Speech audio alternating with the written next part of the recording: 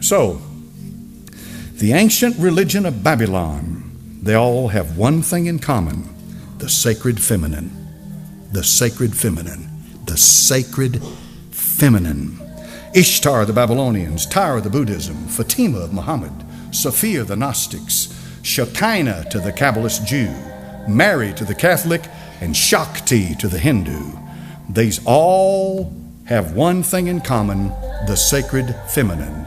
And the sacred feminine is going to take you back to the source of light, because the light that resides in that place that Plato talked about, you need a path to get back to that light. Listen, this is important.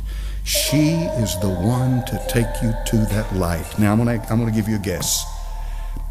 Tell me this morning, who do you think that light is? You remember what this subject's all about? Lucifer. He's the light bearer.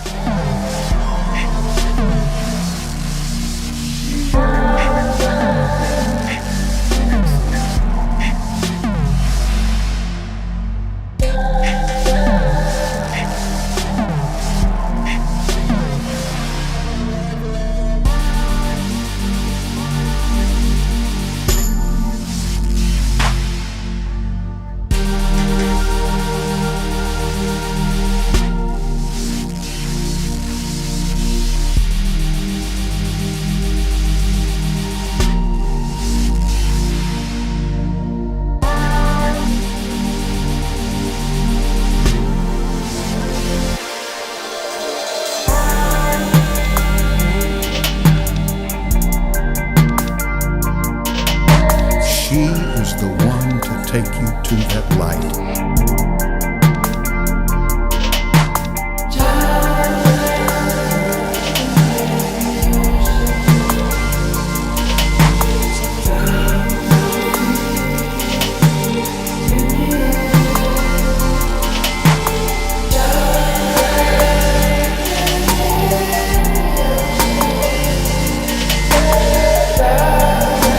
Look there, we've got the same kind of symbology on a Catholic basilica, which is kind of ironic. I'm here today at Washington DC with this big shrine to the Catholic Church here of the Immaculate Conception, to have a deeper look at what it's all about. What an eerie place.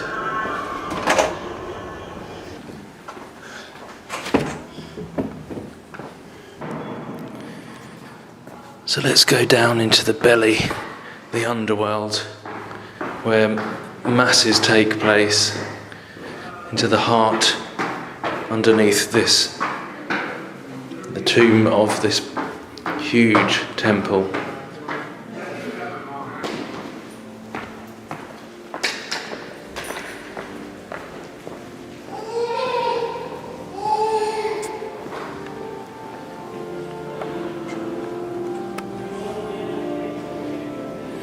I mean, we're underground right now.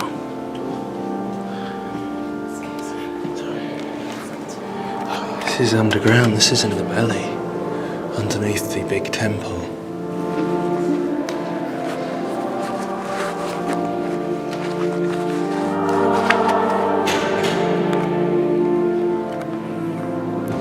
So much symbology in here.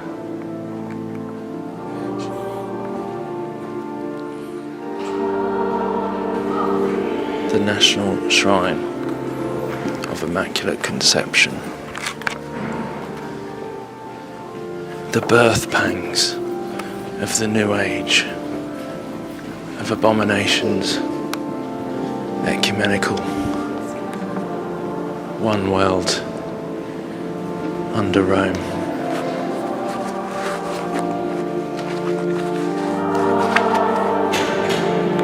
It's like an expensive hotel.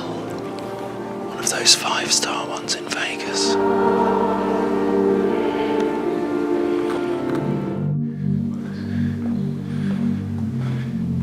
I mean, if that is not revering the Mother.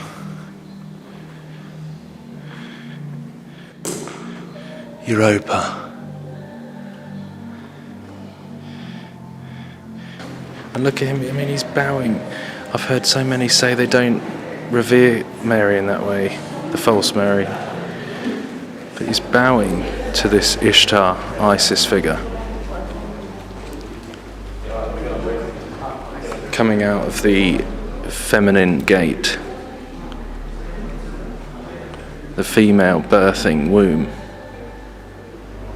I'm sure I don't really need to say too much. It's already pretty obvious what that represents. Well, and there's that hexagon again. This same symbolism, just like the Star of David. The hexagon like we saw in the other place. The hexagon with mother and child coming through. And like the reference to the black sun. So Saturn, just like the NASA have recently shown with the hexagon on Saturn and all that. And look, the heart, connection to the heart of the earth. Heart of Mary, pray for us. So often I think it's like that birthing of that Tammuz, Nimrod, Antichrist figure from the heart of the earth, which they call Gaia, like the mother goddess Gaia. So I wonder if it's a reference to that. Definitely Ishtar, Babylonian, false religion, and this is their belief system I'm speaking about here. And the references to Saturn. 6-sided shape. The Antichrist, the birth of the Antichrist. A copy of the truth, of the true Messiah, but this is the inverted, the false one. So there's always parallels and mirrors to the real truth. It's just that this goes back to Egypt, Babylon, and there's always been usurping authority, as I said, usurping authority from the real legitimate Messiah, the real legitimate truth that we can read in the New Testament. This is how they are doing it and always have done it. This is the plan all along. The fallen plan, the kingdom of darkness, our enemy, to usurp and trick and mirror and copy, to mislead people.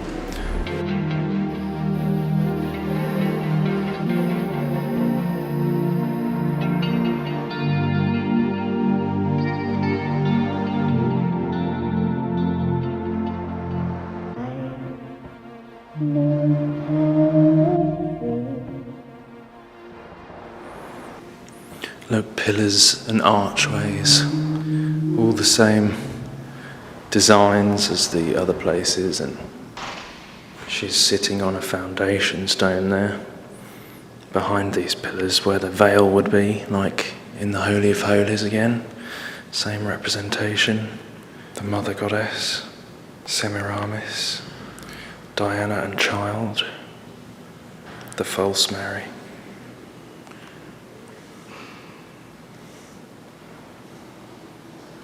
Oh my goodness. And once again, you see IXXI, which is Roman numerals for 9/11, on the cup. The Frankists and other secret societies, there is this belief that they need to fill up this cup of sin, make people turn to bad, which you can see happening, in order to provoke their Christ to come, which they think is the real Christ. But that's their belief. They believe they need to fill up this cup of filth, this cup of abomination, as we're told about in the Bible, that will happen. The cup of abominations that will bring judgment upon the world. But they believe that they're going to get this Christ is going to come. But we know it's the Antichrist. It's Nimrod from the days of the Tower of Babel. And this cup of abominations.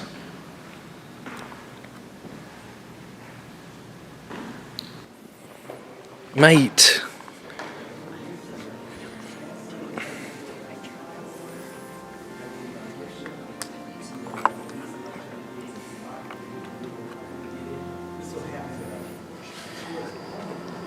Even I've heard Catholics say that this Pope is very different from any other. The way he's uniting religions and one world, ecumenical, new world order. You know, the Jezebel spirit usurps authority where it has none. I was thinking about this the other day. The Jezebel spirit usurps authority where it has none.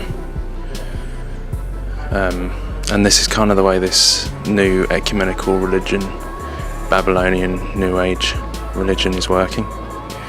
Usurping authority over where it has none. You know, it's pretty interesting.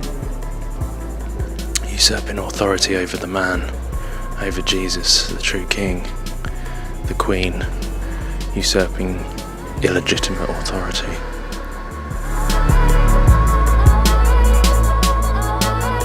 She is the one to take you to that light. Who do you think that light is? Lucifer.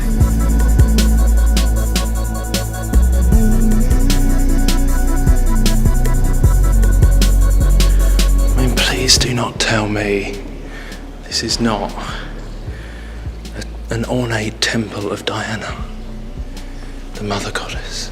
Sorry.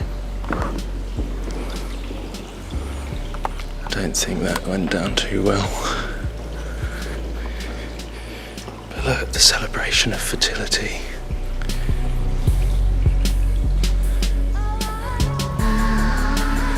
The birth of Tammuz.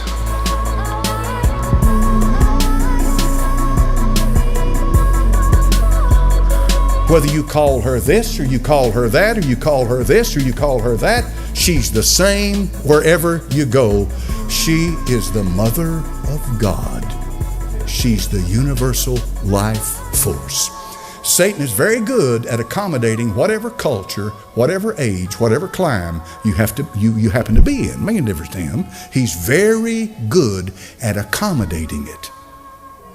What I simply mean by that is he'll make you feel comfortable wherever you live in accepting his religion.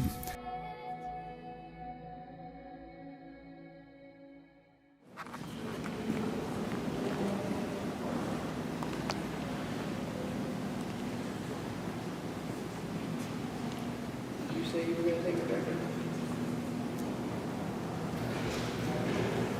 See, look, even here it's saying to receive the scroll and to break open its seals. Oh my goodness, I didn't even realise this was here. I used this picture in a video the other day. That is Apollyon the Destroyer. Mars, the Roman god of war.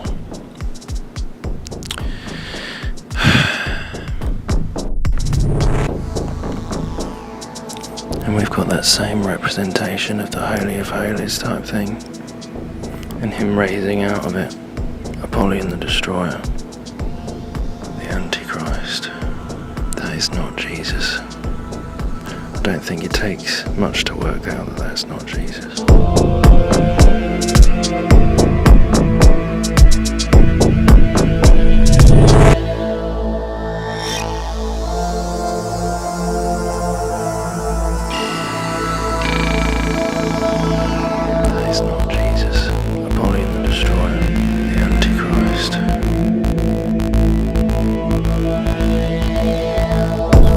Our coverage this morning of Pope Francis in America with Nora at the White House. Nora?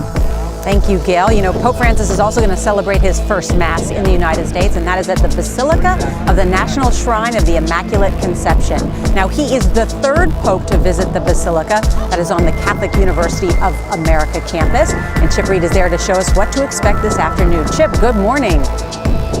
Well, good morning. You know, around here, most people simply call it the Shrine, and it is a beautiful building. It is the largest Roman Catholic church in America. In fact, they're expecting about 25,000 people here this afternoon to see and hear the Pope celebrate Mass.